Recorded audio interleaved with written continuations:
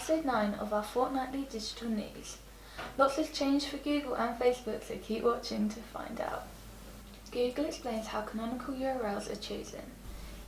Google are allowing all developers access to their differential privacy tool. Google is prohibiting advertisements for speculative and experimental medical treatments. Facebook are testing 2 new ad features. Google changes nofollow attribute and announces 2 new attributes. Facebook are changing how they handle user location data. Microsoft Ads can now identify negative keywords that conflict in shopping campaigns. Facebook creates new ways to build audiences through stories. The Google Ads app is showing campaign optimization scores. Google have updated their search rankings to favour original news. Google explains how canonical URLs are chosen. Google explains that canonical URLs are chosen by 2 methods: the site's preference and which URL is more useful to the user.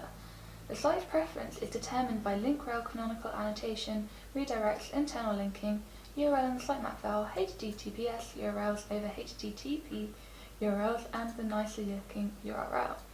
If you have a preferred URL for users to see, you can make changes to help ensure these are shown, such as the rel canonical attributes and standardizing URLs.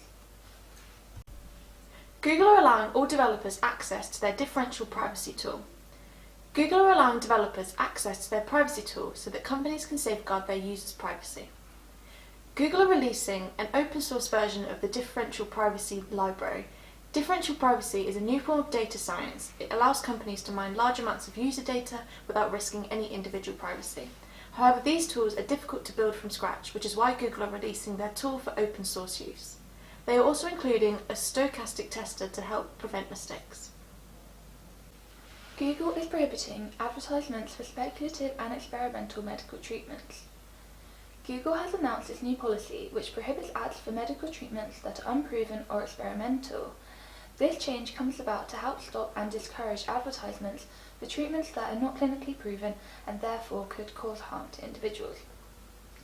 If you run ads for medical treatments or companies that provide medical treatments, these ads will only show if they have an established biomedical or scientific basis. If not, they will not be shown. Facebook are testing 2 new ad features. Facebook are testing in-app checkout for Facebook ads and a new ad unit for Instagram. Currently in testing with a small group of advertisers, the in-app checkout experience is being used in dynamic ads for Facebook newsfeed, while you can now turn organic shopping posts on Instagram into ads. Facebook say that these new ad types and features are based on the way people are currently discovering and purchasing products on Facebook. This means the experience will be the same for users through the ads. Facebook is aiming to create a more seamless checkout experience to prevent loss of sales, because they're estimating that checkout friction will cost US businesses $213 billion this year. Google changes nofollow attribute and announces 2 new attributes. The 2 new attributes are rel sponsored, which shows that a link was created for advertisement sponsorship, and rel UGC, which shows that a link is for user-generated content, such as comments or forum posts.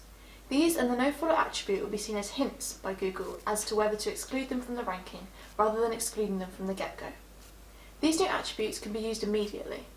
The 2 new attributes can be helpful to site owners to correctly label their content and to ensure that the search engines view the page as being sponsored or user-generated content. Facebook are changing how they handle user location data. With the latest Android and iOS updates, Facebook are updating how their user location settings work. With Android and iOS releasing new features to manage their location settings at a device level, as well as within individual apps, Facebook has had to make a decision. To resolve the issue of the different settings, Facebook have said that they will follow the most restrictive setting the user has chosen. If your device location is set to share at all times, but your Facebook background location data is off, then Facebook won't track your location when the app is closed.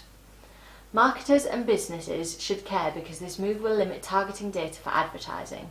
This change is great news for those worried about their privacy, but not so good for ad targeting.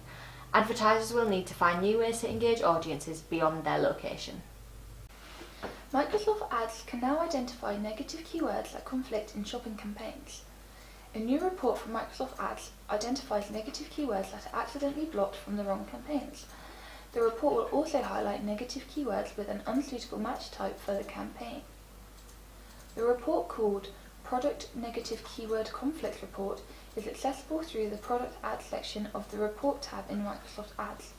This is a great time-saving device and another element of quality control to help ensure the best campaigns are running. Facebook creates new ways to build audiences through stories. Announced on September 10th, Facebook will let multiple public figures contribute to one collaborative story. Facebook are focusing on releasing more features that allow creators to engage with fans and more monetization opportunities. Facebook have been testing their collaborative stories with various musicians, including the Chainsmokers at the Tomorrowland Festival. They found that 92% of story views were coming from users who don't follow the band on the platform. They have also been testing a fan reply sticker, which lets users submit their own photos and videos which can be reposted by the story owner. Facebook want to directly compete with YouTube in terms of creator friendliness. These new tools will enable creators and public figures to grow their following on the platform, as well as provide monetization options. The Google Ads app is showing campaign optimization scores. Now when using the Google Ads app, you can check the optimization scores of campaigns that you are running. This is now in the app to see. This will help you see the score when necessary and allow you to make immediate changes wherever you are, meaning campaigns can be optimized anytime, anywhere to ensure top performance. Google have updated their search rankings to favour original news. Google wants to give more weight to the original news stories. Therefore, Google aims to surface the original content more prominently and for longer. Google says there's not a complete definition of original reporting, therefore it does make this task a bit challenging. These changes have now been implemented, so only time will tell how Google handles defining original reports. Thank you for joining us for episode 9 of our digital marketing news. If you've enjoyed it, don't forget to follow us on our socials and subscribe for notifications when the new video is released. See you in 2 weeks.